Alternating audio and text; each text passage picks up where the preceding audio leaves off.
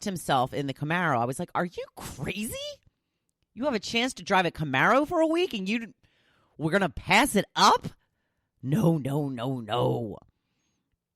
And I ended up never getting the chance to drive that. We had driven around a little bit in it, but I had wanted to drive it before he returned it, and that never ended up happening. So shame on me, right? John says, 1968 Chevy Camaro SS black with white rally stripes and a 396 big block engine with deep dish chrome Krager rims. That is some specifics there, John. Now, I know the Camaro Super Sport. That is a muscle car. I know about big block versus small block engines because I used to get quizzed by my high school boyfriend about such things. I used to spend a lot of time in auto parts stores. My boyfriend in high school had it wasn't originally a muscle car, but he turned it into a muscle car. He had a Chevy, what was it? Chevy Chevelle. I believe it was a 73 SS. I don't think it was intended to be a muscle car, but he definitely turned it into one. And I spent a lot of time looking at rims. And all I heard about were, what was it? Chrome tailpipes? Chrome tailpipes, I think. I think I'm wrong. I'm not sure, but I spent a lot of time dissecting and shopping for chrome whatever and rims.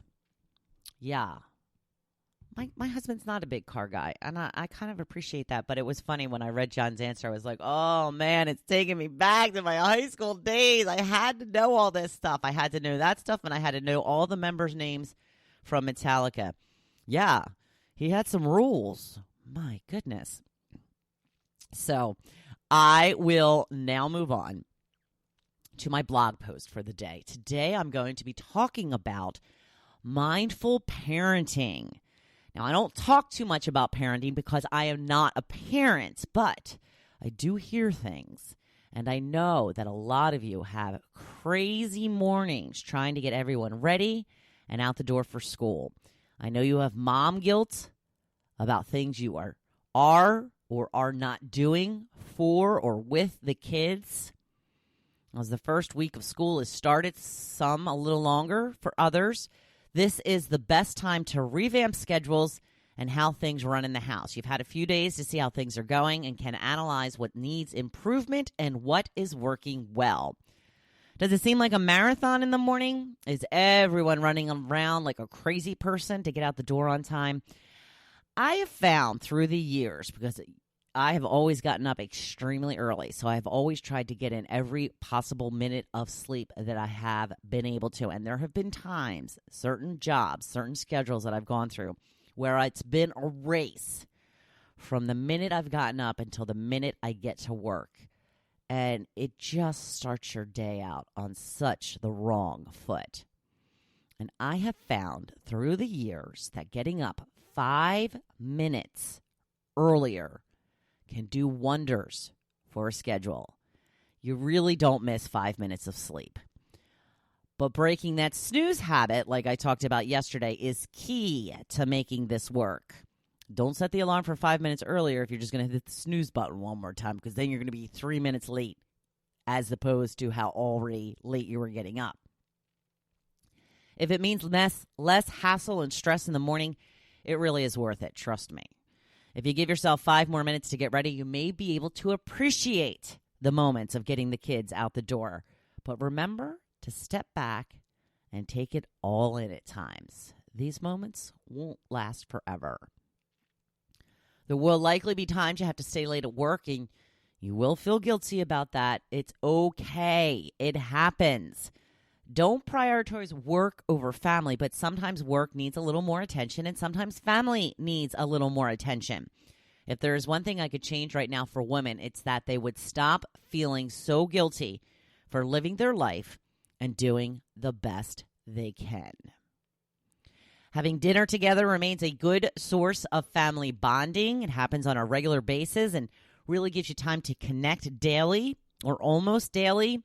I've read books where parents have quizzes about what the kids learned at school that day or on current events or asking their opinion about some things that are in the forefront of the news. Give your kids a voice at the table, and they will remember it and pass it on. I think dinner should be a happy event. I don't always remember it being that way when I was growing up, but make it a festive time that the whole family can look forward to. Or try to make it fun for the teenagers. You know how they can be. So celebrate the moments and little victories along the way. Make a big deal out of the small stuff. I'm not saying you don't do these things. Only a reminder if your busy life has made you forget. I know how busy our lives are, and it can be tough when you're in the thick of it, but try to remember to enjoy the moments. Give that hug when they ask for it. Make time for a chat. Look for those lists of questions that draw responses out of your kids. You know, like the ones that suggest, ask them what their favorite part of the day was instead of just a general, how was your day? Be specific. Ask about their friends. Ask about, you know, what the lunch was that day that they served in the cafeteria, or just be specific. If you ask specific questions, they will more likely open up. That was one of the issues that I had with my mom. You know, we had kind of gotten a distance between us. And when I would talk to her on the phone after she got done yelling at me for not calling for so long, she would say, she would tell me everything that's going on with her, and then she'd be like, so what's going on? Like, it was just like, I don't know. What do you mean? Like, you want to hear about work? You want to hear about, I don't, it was just very, and I typically say, nothing, same old. And she'd be like, all right, well, I guess I'll talk to you later. So be specific. It's important. It makes them feel special. It would have made me feel special anyway. So I know all of this, easier said than done, as most things are.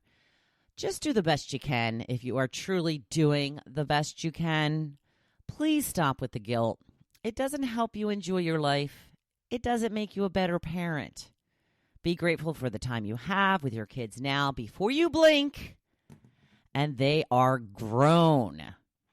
So it is already, I wish it were Cocktail Friday. Thursday, think of some fun things you can do with the kids this weekend that will help build lasting memories for all of you and make today your best day yet. Thank you for listening to The Hopefulist, hosted by Wendy McClure. For more inspiration, please visit hopefulist.com. Thanks, and we'll see you tomorrow on The Hopefulist.